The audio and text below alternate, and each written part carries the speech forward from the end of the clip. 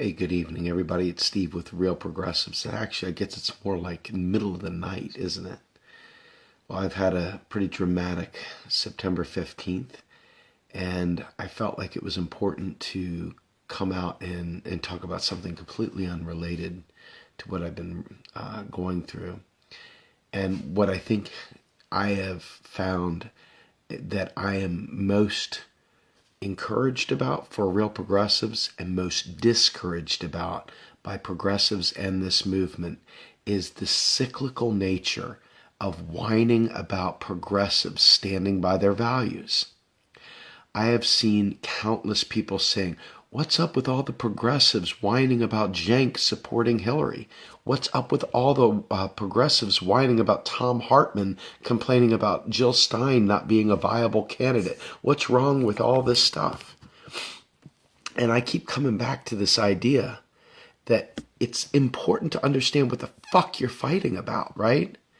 When we're sitting here talking about not wanting to go to war, we're sitting there talking about Medicare for all, and we're talking about the TPP, we're talking about these different things. And you sit there and you come back to us and you try to somehow or another make it so that what we're fighting for is somehow or another not as important as supporting people that claim to be progressive yet support the thing that we're totally against. I don't understand this. I don't understand this phenomenon. And it seems to happen cyclically. I don't know if you notice this or not, but repetitively, over and over again, every time you go through these boom-bust cycles, you've got progressives out there that suddenly want to tell other progressives, hey, you're getting a little uppity for being a progressive. Maybe you're getting a little bit uppity. Maybe you're being a little bit too much of an extremist. Don't you like that term, extremist? You're an extremist. Well, what's extreme? Let's talk about that. What is extreme? Oh, you mean that we're standing firm, that we're not bowing and we're not caving in? Yeah, I guess that's real extreme, isn't it? Well, here's the problem. When people are at the brink of death or when they don't have any other alternatives, yeah, they're not going to cave in. That's right. They're not going to cave in. And I think when I hear people talking about other people whining about people being too extreme, too left-wing or whatever, I say, well, tell me what it is specifically that you take issue with. What is it that is extreme? And I always get the crickets. I always get, well, you're always into purity testing or you're always into this. And I'm like, no. No broad strokes. No quick dismissals. Tell me specifically, one for one, what it is that you think is extreme. If you can't, then the conversation has to be over, or I have to really go full bore on you to ferret out why you think that not caving in is extreme. So their definition of extreme is not capitulating. That's the only definition of extreme that they have.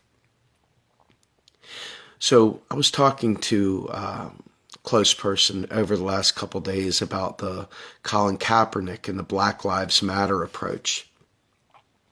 And he was like, well, you got to be respectful of everyone's, sensibilities.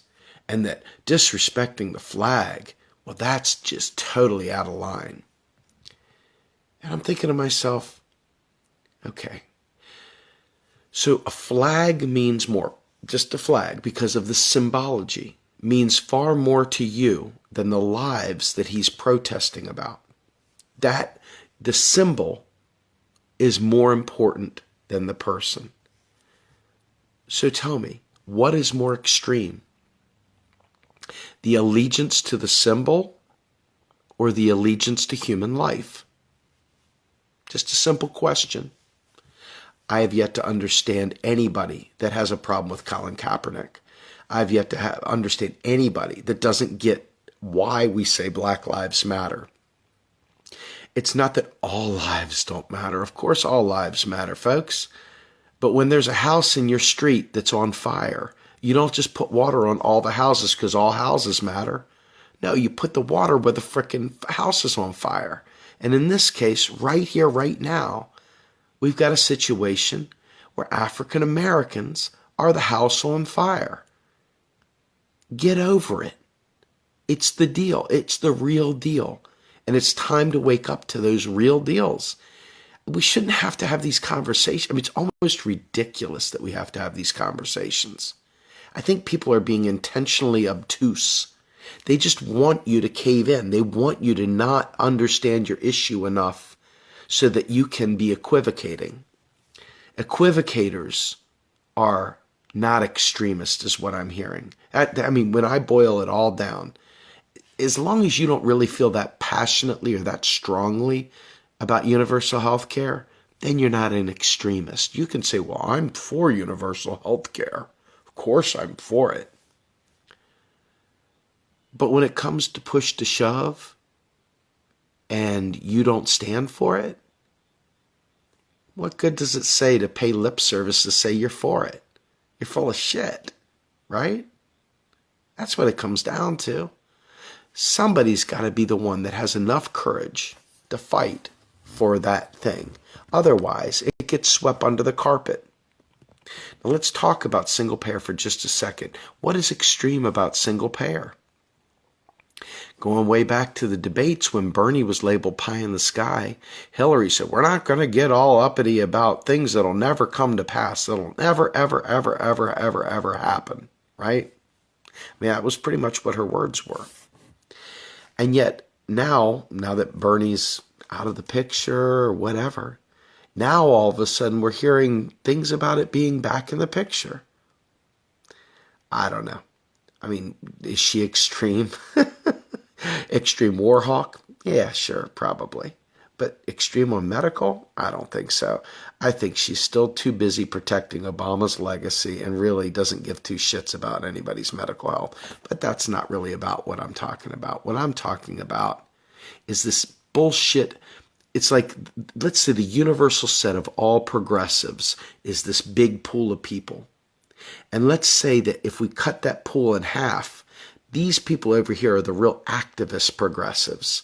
They're the ones that really, really drive change. And these people over here, they like taste testing. They like dabbling in progressivism. They like the word progressive.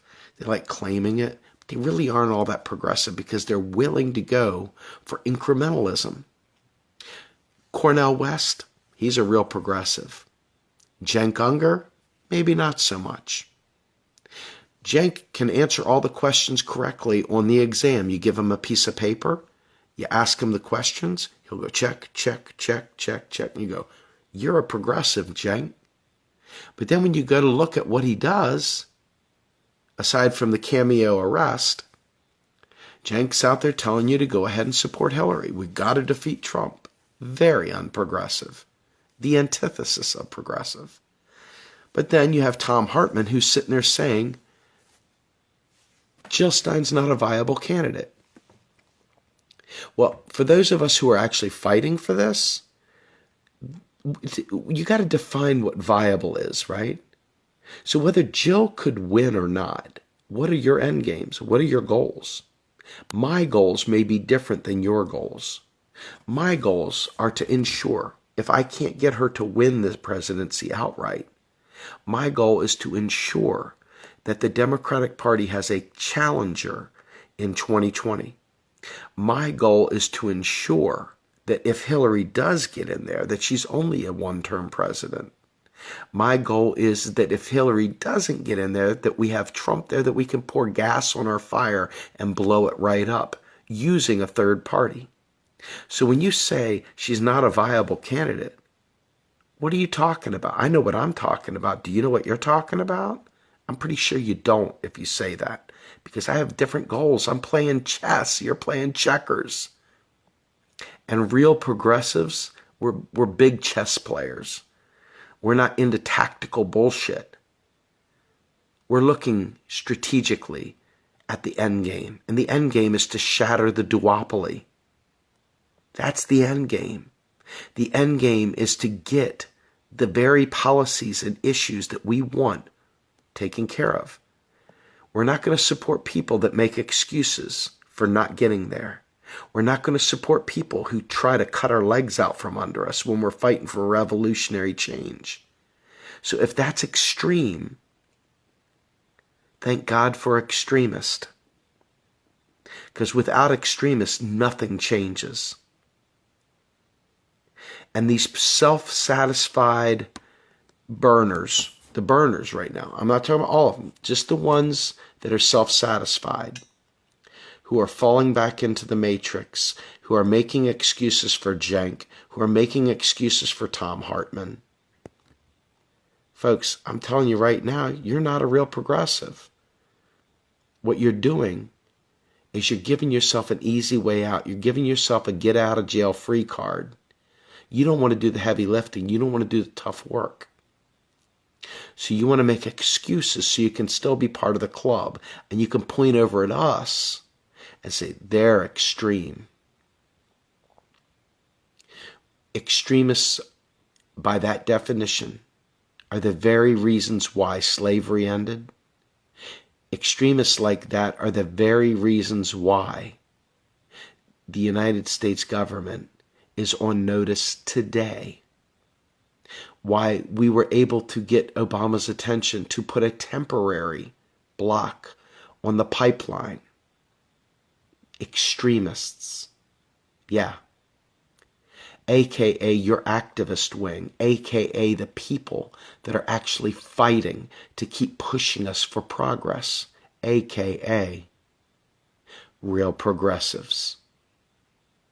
This is Steve with Real Progressives telling you, don't make a shit sandwich out to be bologna and cheese, because I can tell you right now, if you're supporting Hillary, you're not a real progressive.